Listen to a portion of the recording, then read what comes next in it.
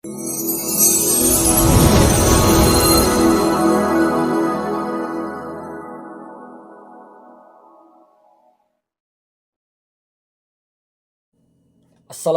warahmatullahi wabarakatuh.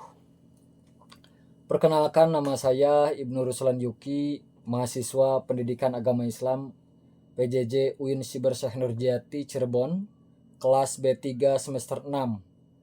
Pada kesempatan ini saya akan menjelaskan secara singkat mengenai prinsip-prinsip komunikasi pembelajaran.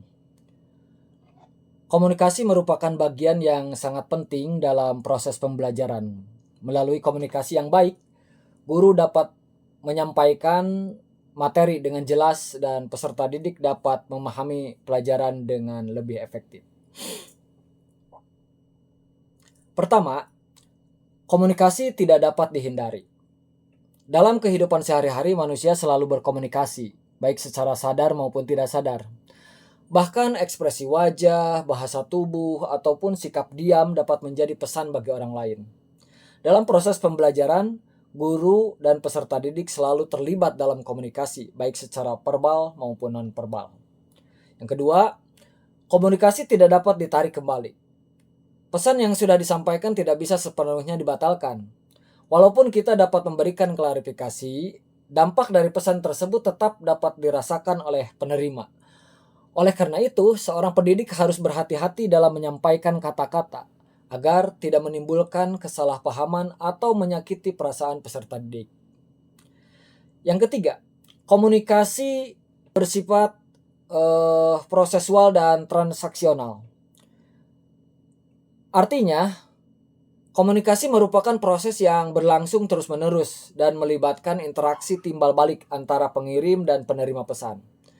Dalam pembelajaran, komunikasi tidak hanya satu arah dari guru kepada siswa, tetapi juga melibatkan diskusi, tanya jawab, dan interaksi aktif. Dan yang keempat, komunikasi memiliki dimensi isi dan hubungan. Dimensi isi berkaitan dengan apa yang disampaikan, sedangkan dimensi hubungan berkaitan dengan bagaimana cara menyampaikan pesan tersebut. Nah, dalam pembelajaran, guru tidak hanya menyampaikan materi pelajaran, tetapi harus memperhatikan cara menyampaikannya agar hubungan dengan peserta didik tetap baik. Kelima, komunikasi bersifat simbolik.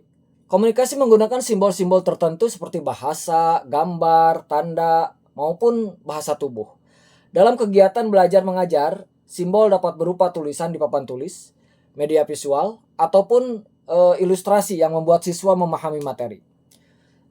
Keenam, komunikasi bersifat kontekstual. Artinya, komunikasi sangat dipengaruhi oleh situasi dan kondisi. Faktor seperti lingkungan, budaya, waktu, dan kondisi psikologis dapat mempengaruhi cara seseorang memahami pesan.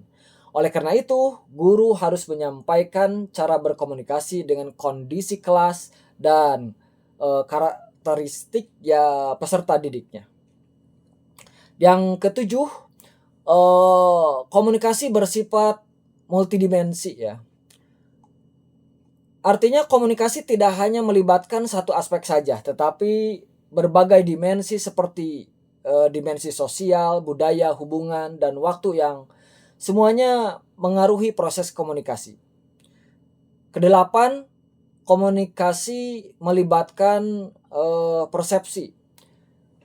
Setiap individu dapat menafsirkan pesan secara berbeda-beda. Oleh karena itu, guru perlu memastikan bahwa pesan yang disampaikan benar-benar dipahami oleh peserta didik. Kesembilan, komunikasi dapat mengalami gangguan atau noise. Gangguan ini dapat berupa gangguan fisik, psikologis, bahasa, ataupun budaya.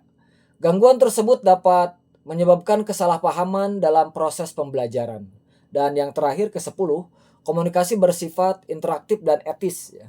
Komunikasi komunikasi dalam pembelajaran harus melibatkan interaksi antara guru dan siswa, serta dilakukan dengan memperhatikan norma dan etika agar tercipta suasana belajar yang harmonis dan saling menghargai. Nah, Dari 10 prinsip tersebut, dapat disimpulkan bahwa prinsip-prinsip komunikasi sangat penting dalam proses pembelajaran. Dengan memahami prinsip-prinsip tersebut, seorang pendidik dapat menciptakan komunikasi yang efektif, interaktif, dan bermakna sehingga proses belajar mengajar dapat berjalan dengan baik. Demikian penjelasan singkat mengenai prinsip-prinsip komunikasi pembelajaran. Saya Ibnu Ruslan Yuki dari kelas B3. Pamit undur diri. Wassalamualaikum warahmatullahi wabarakatuh.